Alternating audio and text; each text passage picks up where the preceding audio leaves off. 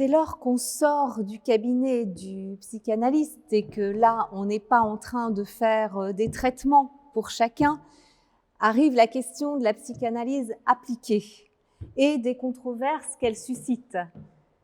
Donc la psychanalyse appliquée, comme son nom l'indique, il s'agit d'appliquer les concepts et la clinique psychanalytique à d'autres sujets que le traitement d'un patient. Dès l'origine, c'était l'appliquer aux sciences de l'esprit.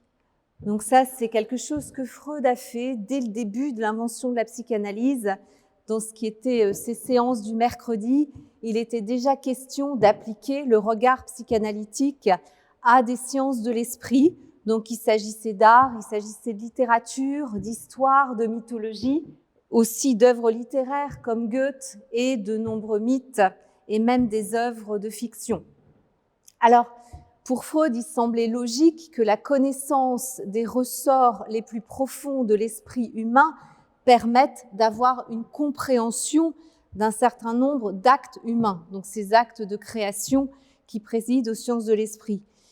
De l'autre côté de la controverse, il y a Lacan qui dit que la psychanalyse ne s'applique au sens propre qu'à un traitement et à un sujet qui peut parler et entendre. Donc pour lui, dès lors qu'on n'est pas en psychanalyse, en traitement et plus spécifiquement dans le traitement de la parole, on n'est pas stricto sensu en psychanalyse. Pour ma part, je pense que cette connaissance des ressorts humains les plus profonds permet d'éclairer de nombreuses activités humaines et même pas seulement des sciences de l'esprit, comme Freud le concevait au départ, avec cette proximité naturelle, avec l'art, la littérature, l'histoire, la mythologie. Je pense que la psychanalyse peut aussi éclairer toutes les activités humaines, parce qu'un être humain est c'est un seul être, une seule entité, une seule âme, si on prend la chose au sens laïque,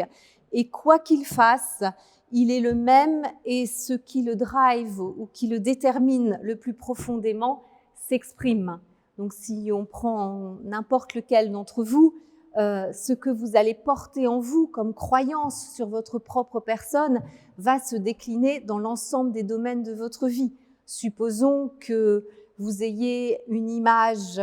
dégradée de vous-même, vous allez avoir les relations dont vous vous pensez digne, le travail dont vous vous pensez digne, vous allez avoir l'expression artistique dont vous vous pensez digne, vous allez avoir l'expression sportive, l'expression corporelle qui reflète cette image que vous avez de vous.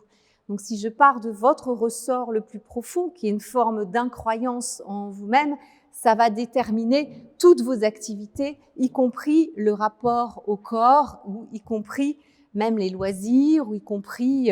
des choses qui peuvent sembler très éloignées des sciences de l'esprit. Donc c'est la raison pour laquelle je prends à la fois beaucoup d'intérêt et beaucoup de plaisir à appliquer la psychanalyse dans des domaines qui peuvent sembler très éloignés et de la cure et des sciences de l'esprit. Alors, je ne peux pas résister au plaisir de parler de Zinedine Zidane tel que je le vois, puisque il s'agit dans ce portrait qui s'appelle « Dans la tête de Zidane » d'utiliser la connaissance psychanalytique pour aller chercher les ressorts humains les plus profonds de cet être d'exception et même essayer d'éclairer sa manière de jouer au football, sa manière de se comporter avec ses coéquipiers, sa manière de réagir dans les médias, sa manière aussi de mener sa vie, sa manière de muter dans sa trajectoire, enfin tout ce qui fait le Zinedine Zidane qu'on aime, que ce soit le cœur de son jeu avec le ballon jusqu'à son comportement humain et même sa vie privée, au sens où nous sommes concernés par sa vie privée dans la mesure où elle a déterminé le coup de tête qui est devenu un fait public. Tout ça, tous ces éléments-là, donc je m'y suis intéressée à travers, à l'origine, ma connaissance et mon expérience de psychanalyste. Donc c'est pas, ça s'appelle pas Zidane sur le divan, parce qu'il n'est pas sur le divan, parce que c'est pas de la cure, parce que c'est de la psychanalyse appliquée. Ça s'appelle Dans la tête de Zidane, parce qu'on utilise le regard que peut porter la psychanalyse pour voyager dans la tête et le monde intérieur de cet homme, et même pour essayer de voir avec ses propres yeux ce qu'il peut devenir.